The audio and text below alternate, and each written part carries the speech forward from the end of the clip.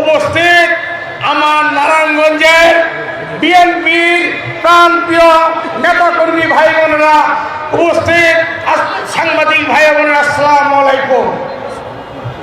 আজকে আমি আমার বক্তব্যের শুরুতেই স্মরণ করছি শহীদ রাষ্ট্রপতি জিয়াউর রহমানকে, যার জন্ম না হলে এই দেশ স্বাধীন হতো না, যার জন্ম না হলে আজকের এই দিন 7ই নভেম্বর আমাদের জীবনে আসতো না।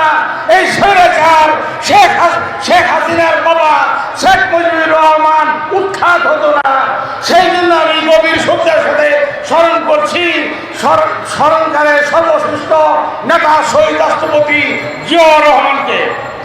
পাশাপাশি আমি স্মরণ করছি যাদের আত্মত্যাগে স্বৈরাচারী শেখ হাসিনা 5ই আগস্ট বাংলাদেশ থেকে পালিয়ে গিয়েছে, যেই সংগ্রাম আন্দোলনে যে সকল বীর ছাত্র বীর জনতা শহীদ হয়েছে, আত্মত্যাগ করেছে, জীবন দিয়েছে, আহত হয়েছে, নিহত হয়েছে, তাদেরকে আমি শ্রদ্ধার সাথে স্মরণ করছি।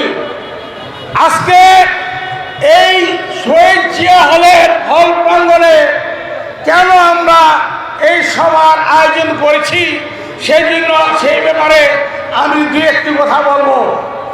আপনারা জানেন গত 16-17 বছর যাবৎ শহীদ জিয়া হল এই স্বৈরাচারী শেখ হাসিনার দূষণদের মুখে আনতে হবে বিধায় তারা এই জিয়া হলকে পরিত্যক্ত ঘোষণা করেছে।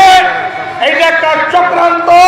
শহীদ জিয়া হলের নামটি যেন নারায়ণগঞ্জবাসীর কাছ থেকে মুছে যায়, সেই জন্য আমি বলতে চাই শহীদ জিয়া হল ছিল, আছে, থাকবে। আমি প্রশাসনের উদ্দেশ্যে বলতে চাই আগামী 16ই ডিসেম্বর জাসাস আজকে শহীদ জিয়া প্রাঙ্গণে যে অনুষ্ঠান করেছে, আগামী 16ই ডিসেম্বর শহীদ জিয়া মিলনায়িত আমরা সেই অনুষ্ঠান করব ইনশাআল্লাহ। আপনি আগামী 16ই ডিসেম্বরের পূর্বে শহীদ জিয়া হল সংস্কার করে এর কার্যক্রম কোনো ব্যবস্থা নেবেন।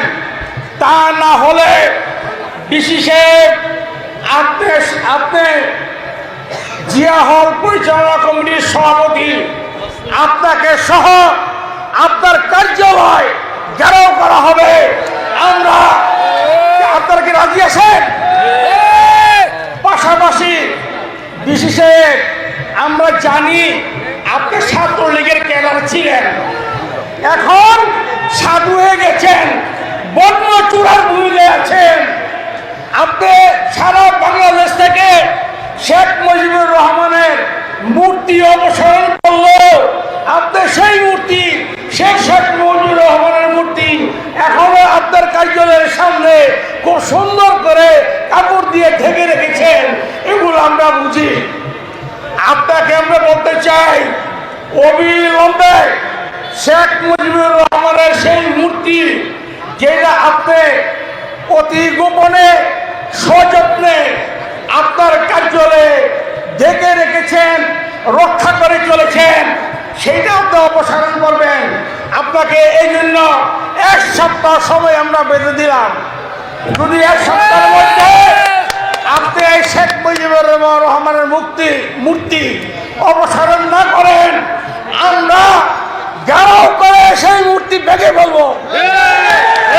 শেখ মুজিবুর রহমানের কোন মূর্তি, হাসিনার কোন মূর্তি আমরা নারায়ণগঞ্জ জেলায় আমরা রাখতে দেব না। আমার কথা পরিষ্কার, আমাদের কথা পরিষ্কার। আপনারা রাজি থাকলে 2 হাত করে দেখেন আপনারা। সুতরাং আজকে বৃহস্পতিবার, আগামী বৃহস্পতিবারের মধ্যে আপনার কার্যালয় থেকে শেখ মুজিবের মূর্তি অপসারণ করবেন। তা না হলে পরের রোববার আমরা যে এই মূর্তি ভেঙে দেব, সেটা দায়িত্ব আপনাকে নিতে হবে। পরিশেষে আমি বলবো যে নারায়ণগঞ্জে কিছু প্রশাসনে কিছু বন্য চোরা এখনো রয়ে গিয়েছেন।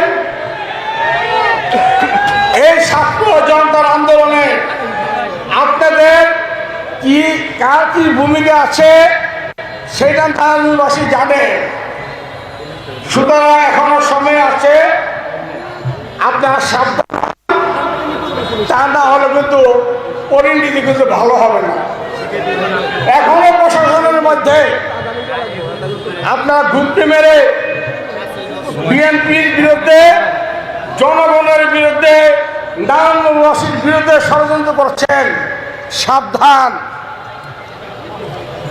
আর পরিশেষে আমি বলবো যে আমাদের প্রাণপ্রিয় নেত্রী, দেশনেত্রী বেগম খালেদা জিয়া, প্রাণপ্রিয় নেতা তারেক রহমানের নামে যে সকল মিথ্যা মামলা রয়েছে, অবিলম্বে সেই সকল মিথ্যা মামলা প্রত্যাহার করতে হবে।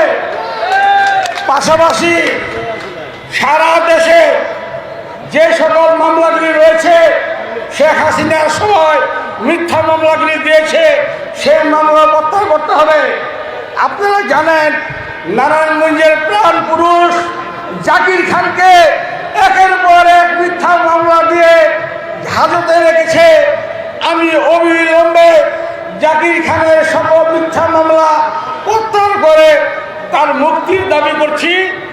আমি আমার বক্তব্য শেষ করছি। সবাইকে ধন্যবাদ। আসসালামু আলাইকুম।